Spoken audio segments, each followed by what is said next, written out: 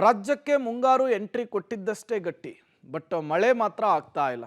ಹಾಗಾಗಿ ರೈತರು ಆತಂಕಕ್ಕೊಳಗಾಗಿದ್ದಾರೆ, ಮಳೆಯ ನಿರೀಕ್ಷೆಯಲ್ಲಿದ್ದಾರೆ.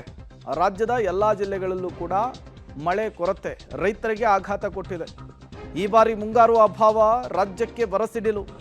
ರಾಜ್ಯದ ಪ್ರಮುಖ ಡ್ಯಾಂಗಳೇ ಖಾಲಿ, ಜನ ಕಂಗಾಲು. ಕಾವೇರಿ, ಕೃಷ್ಣ ಜಲಾನಯನ ಪ್ರದೇಶದಲ್ಲಿ ನೀರಿಲ್ಲ. ರಾಜ್ಯದ ಪ್ರಮುಖ ಜಲಾಶಯಗಳ ಒಡಲು ಬರಿದಾಗ್ತಾ ಇದೆ ಅನ್ನೋದು ಗೊತ್ತಾಗ್ತಾ ಇದೆ. ರೈತರು ಮಾತ್ರವಲ್ಲ, ಸಿಟಿಯಲ್ಲಿ ವಾಸ ಮಾಡುವಂತಹ ಜನರಿಗೂ ಕೂಡ ಈಗ ಟೆನ್ಷನ್ ಆಗ್ತಾ ಇದೆ. ಬೆಂಗಳೂರಿಗೆ KRS ಡ್ಯಾಮ್ನಿಂದ 1800 ಕ್ಯೂಸೆಕ್ ನೀರು ಬರುತ್ತೆ.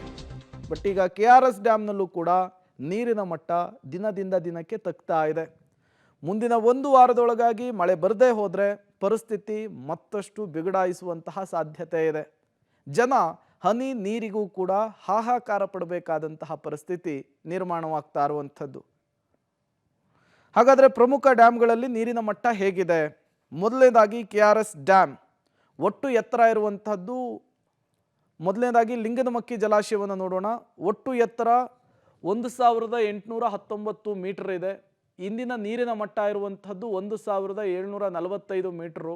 ಒಟ್ಟು ಸಾಮರ್ಥ್ಯ ಇರುವಂಥದ್ದು 156 TMC. ಇಂದಿನ ನೀರಿನ ಮಟ್ಟ 151 TMC ಇದೆ ಅನ್ನೋದು ಗೊತ್ತಾಗ್ತಾ ಇದೆ.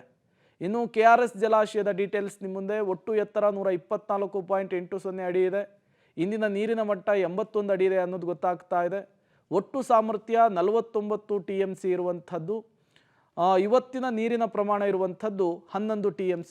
ಕುಡಿಯೋದಕ್ಕಷ್ಟೇ ನೀರು ಸೀಮಿತ ಅಂತ ಈಗಾಗಲೇ KRS ಡ್ಯಾಮ್ನ ಸಿಬ್ಬಂದಿಗಳು ಮಾಹಿತಿ ಕೊಟ್ಟಿದ್ದಾರೆ. ಈಗ ಇದೇ ವಿಚಾರಕ್ಕೆ ಸಂಬಂಧಪಟ್ಟಂತೆ KRSನಲ್ಲಿ ಸದ್ಯಕ್ಕೆ ಪರಿಸ್ಥಿತಿ ಹೇಗಿದೆ ಅಂತ ಹೇಳಿ ನಮ್ಮ ಪ್ರತಿನಿಧಿ ರೋಹಿತ್ ಒಂದು ಪ್ರತ್ಯಕ್ಷ ವರದಿಯನ್ನು ಕೊಟ್ಟಿದ್ದಾರೆ. ಬನ್ನಿ ನೋಡ್ಕೊಂಡು ಬರೋಣ. ಒಂದು ಕಡೆ KRSನ ನೀರಿನ ಮಟ್ಟ ದಿನೇ ದಿನೇ ಕುಸಿತ ಕಾಣ್ತಾ ಇದೆ. ಇನ್ನೊಂದು ಕಡೆ ಬೆಂಗಳೂರಿನ ಜನರಿಗೆ ಕುಡಿಯುವ ನೀರನ್ನ ಕಲ್ಪಿಸುವ ನಿಟ್ಟಿನಲ್ಲಿ ಹೆಚ್ಚಿನ ಜವಾಬ್ದಾರಿ KRS ಡ್ಯಾಮ್ನ ಮೇಲೆ ಬಿದ್ದಿರುವಂಥದ್ದು. ಈ ನಿಟ್ಟಿನಲ್ಲಿ KRS ಡ್ಯಾಮ್ನಿಂದ ನಿನ್ನೆಯಿಂದ 1900 ಕ್ಯೂಸೆಕ್ ಹತ್ತತ್ರ ನೀರನ್ನು ಬೆಂಗಳೂರಿನ ಕುಡಿಯುವ ನೀರಿಗೆ ಕಲ್ಪಿಸಲಾಗ್ತಾ ಇದೆ. ನಾನಿದೀಗ ದೃಶ್ಯದಲ್ಲಿ ತೋರಿಸ್ತಾ ಹೋಗ್ತೀನಿ. ಮಂಡ್ಯ ಜಿಲ್ಲೆಯ ಶ್ರೀರಂಗಪಟ್ಟಣ ತಾಲೂಕಿನಲ್ಲಿರುವಂತಹ KRS ಡ್ಯಾಮ್ನಿಂದ ಕುಡಿಯುವ ನೀರಿಗಾಗಿ 1900 ಕ್ಯೂಸೆಕ್ಸ್ ಹತ್ತತ್ರ ನೀರನ್ನು ಬಿಟ್ಟಿರುವಂಥ ದೃಶ್ಯಾವಳಿಗಳನ್ನು ಗಮನಿಸ್ತಾ ಇರುವಂಥದ್ದು. ಇಷ್ಟು ದಿನಗಳ ಕಾಲ ಅಧಿಕ ಪ್ರಮಾಣದ ನೀರನ್ನು ಕಬಿನಿ ಡ್ಯಾಮ್ನಿಂದ ಬಿಡಲಾಗ್ತಾ ಇತ್ತು.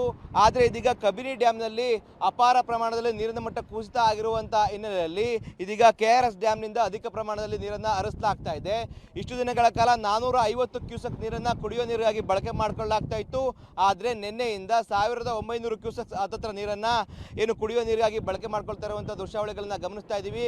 KRS ಡ್ಯಾಮ್ನ 80 ಅಡಿಗೂ ಕೆಳಪಟ್ಟ ಗೇಟ್ಗಳಿಂದಾಗಿ ನೀರನ್ನು ಹರಿಸ್ತಾ ಇರುವಂಥ ದೃಶ್ಯಾವಳಿಗಳನ್ನ ಗಮನಿಸ್ತಾ ಇರುವಂಥದ್ದು.